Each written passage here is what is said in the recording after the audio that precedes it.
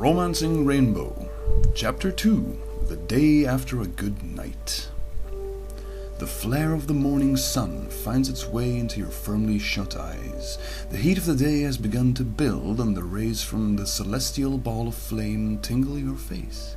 You groan, shift, realize way too late where you are, and slip out of the sofa. You curse in mutters and attempt to straighten your slouched form out the best you can. You end up upside down on the floor. You recognize the dirt and the gaudy carpet. Home. You roll over and feel a slight headache. How much did you drink last night? Some of it comes back to you like lightning from a clear sky. Rainbow Dash. Your eyes widen and you get up. First on your arms, easy enough. Then you attempt to stand and almost fall over. That sofa sure isn't something to sleep on. You ponder the situation as you try to puzzle together last night in your head. Why in all the world did you sleep on the sofa? Were you really drunk enough not to find the bed? Another flash. You spring to wobbly legs as your eyes remain wider than ever.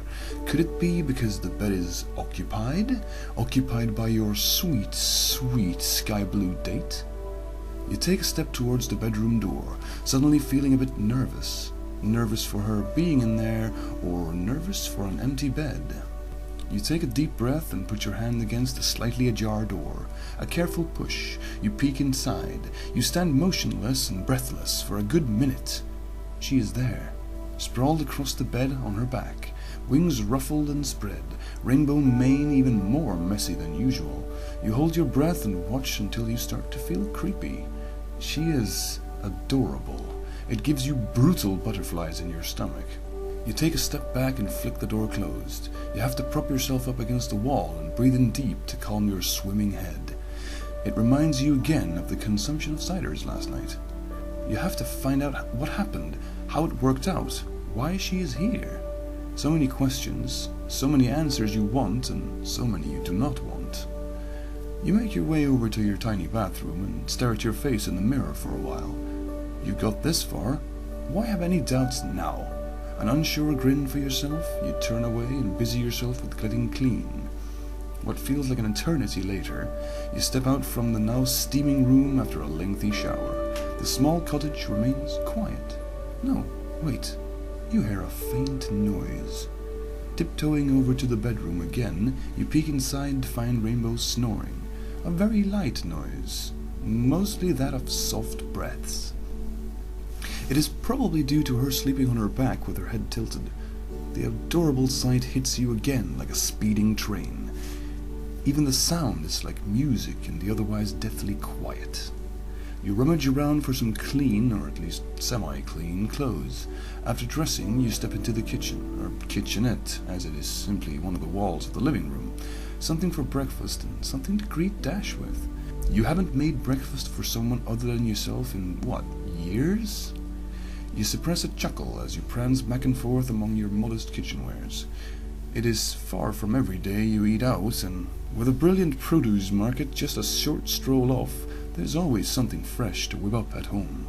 You nod slowly to yourself as your fairly impressive, colorful vegetarian breakfast stands ready. Now comes the real hard part. Waking the sleeping angel in your bed. Walking with held-back purpose, you open the door to your bedroom without peeking this time. Fully planned out in your mind what you want to say, you take a deep breath and put on a smile, only to be completely shot down as Rainbow greets you with a cute grunt, already sitting up and rubbing her eyes weakly with both hooves. Morning, Anon. She nearly whispers the words while you reel from the cute chasm. You steady yourself and almost regain your composure. Then the next blow comes. Rainbow slowly lurches forward and stands on all fours for a moment, stretching lithely like a cat. Her wings spread, flap once, and then fold. She looks up to you under heavy eyelids. You swallow and nod once, feeling your brain is now more scrambled than when you woke up. Good morning, Rainbow. She offers a tired smile and shifts on the bed so she can sit on the edge. She pokes at the hooves of her hind legs absent-mindedly. You're about to stammer out something about breakfast when she looks up once again and speaks.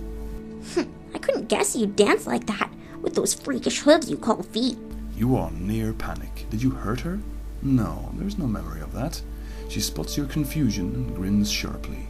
It was the cider, eh? Well, lifeguard boy, you almost danced me all across town. She stands up and stretches once more, a heavenly sight to behold once more. Thanks. I've, never really had a good partner before. You speak extremely slowly, and she lets out a very short giggle as she steps closer to you. She puts a hoof against your chest and trails it downward while looking up. And this time you got someone awesome. You look into her still not fully open eyes and give her a sweet smile. Yes, Dash, you are awesome. You hook one arm around her. She looks expectant for a moment, but you dare not go further. She notices you aren't going anywhere with the embrace, so she simply stands there for a moment, close to you. Finally, her impatient side takes over. So, what are we doing today? She leans back a little, and you feel her very slight weight on your arm. It feels good. Well, I made breakfast. That's a start. Rainbow raises one brow and gives you a typical Oh, really? look, although it soon fades as it is replaced by curiosity. Don't stall, let's have a look. She giggles as she slips your soft grip easily. Before you can even turn around, you hear her from the kitchenette. Oh, Anon, I didn't know you were some kind of chef. You huff and walk over to her with a goofy grin. Oh, come on, it's too early for mockery. Rainbow looks up, already with a mouthful of salad. Oh, no, really, this is great. She speaks without swallowing and makes you laugh softly.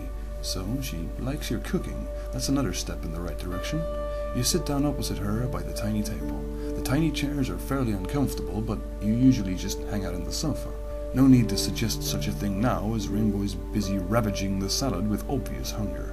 You manage to choke down a few sandwiches and 2 glasses of your almost tasty vegetable juice. At least that gunk is great for hangovers. Done, Rainbow leans back and stretches both forelegs over her head. Thanks, Anon. I needed that. You smile sheepishly and put down your empty glass. My pleasure, Dash. I hope you slept well, too. She puts her forelegs down and rolls her shoulders a few times. Your bed isn't a cloud, but it smells like you. She puts on a sultry look. So, I slept like a baby. You swallow hard. So many things are washed away from your chaotic mind. She is openly and mercilessly flirting. You did do things right.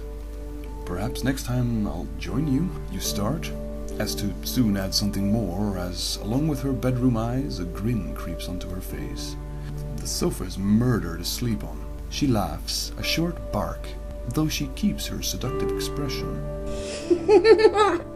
That's the only reason. Another hard swallow.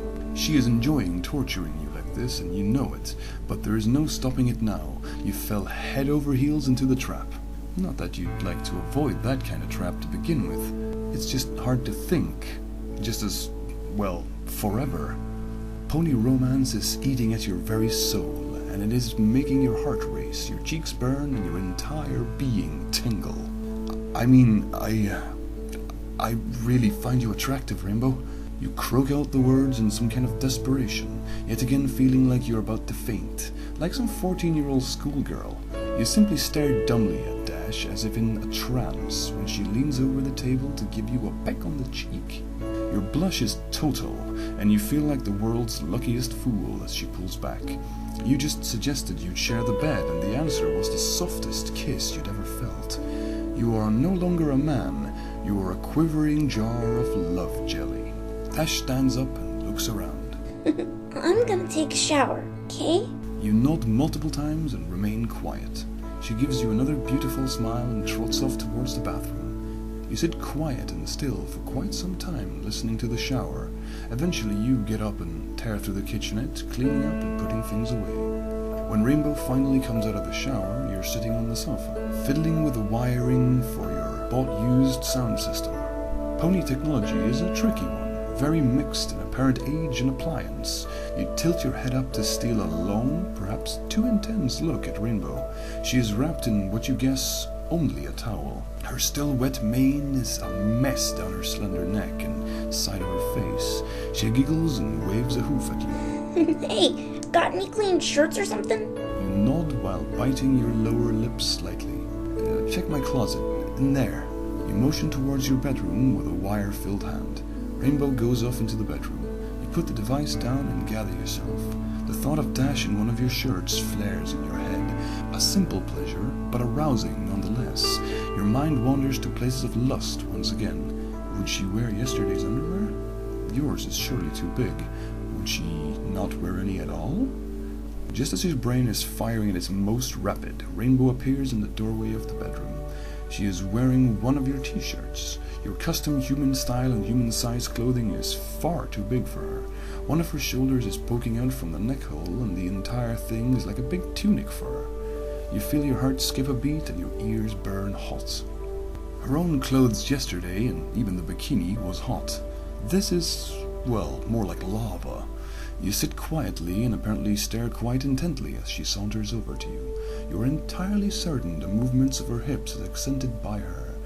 More seduction. You feel like you are about to pass out. Rainbow flops down on the couch, as close to you as ever. She pulls her hind legs up and lays her head against your shoulder. You do your best to look forward, but cannot. Her tight little body simply radiates your every fantasy.